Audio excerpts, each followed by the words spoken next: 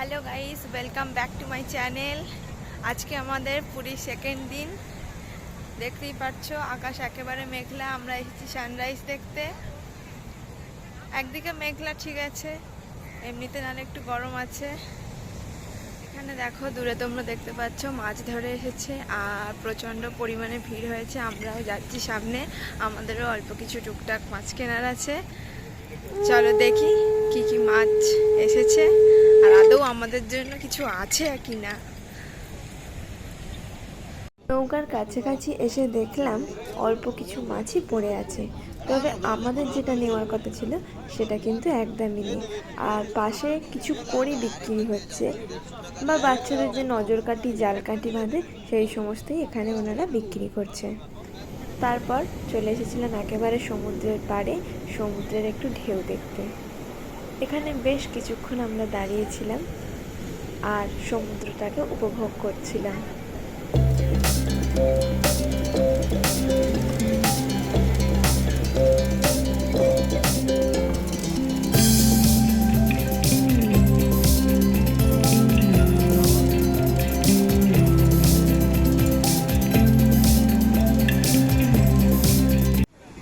চলো এবার তোমাদেরকে দেখাই যারা মাছ ধরতে গিয়েছিল তারা কিভাবে ফিরছে। ইতিমধ্যেই তোমরা দেখেছো কয়েকটা নৌকা কিন্তু চলে এসেছে আর তাদের অর্ধেক মাছও বিক্রি হয়ে গেছে, আর কিছু কিছু নৌকা এখনও ফিরছে। আর দেখো এনারা কতটা লাইফের রিস্ক নিয়ে মাছ ধরতে যায়। শুধু জানি না ওদের কতটা ভয় লাগছে, কিন্তু সমুদ্রের পাড়ে দাঁড়িয়েই আমাদের হাত পা রীতিমতো ঠান্ডা হয়ে গিয়েছিল।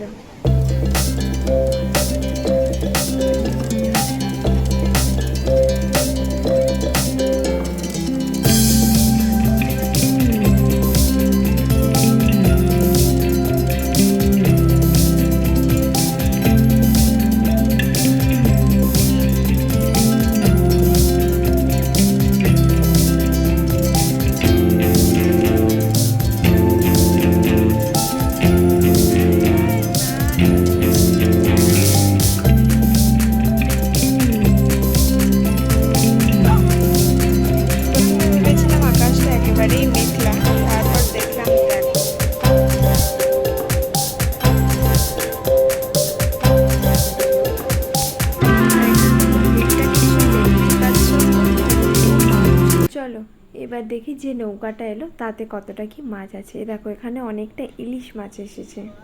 ভিডিওতে হয়তো অতটা বোঝা যাচ্ছে না কাঁকড়াটা কতটা বড়, এটা কিন্তু অনেকটা বড় একটা কাঁকড়া।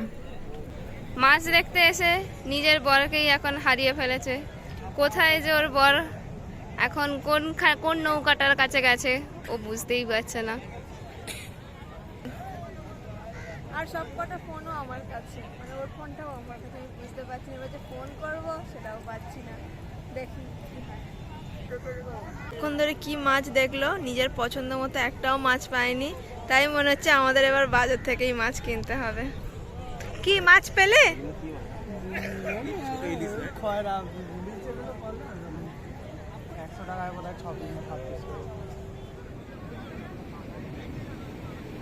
এরপর আমরা চারপাশটা একটু ঘুরে দেখলাম। শাঁখ শাঁখা আরও অনেক কিছু সমুদ্রের ধারে বসে বিক্রি করছে, সেগুলোই একটু ঘুরে ঘুরে দেখছিলাম।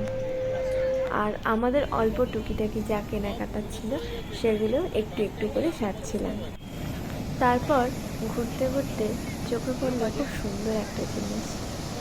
এরপর আমরা সমুদ্রের ধার থেকে হোটেলে ফিরলাম আর তারপর চলে গেলাম বাজারে। আর মাছ বাজারে গিয়ে দেখলাম মাছ আর তার সাথে মানুষের ভিড়। এবার তোমাদের দেখিয়ে দিই বাজারে কি কি মাছ পাওয়া যাচ্ছে।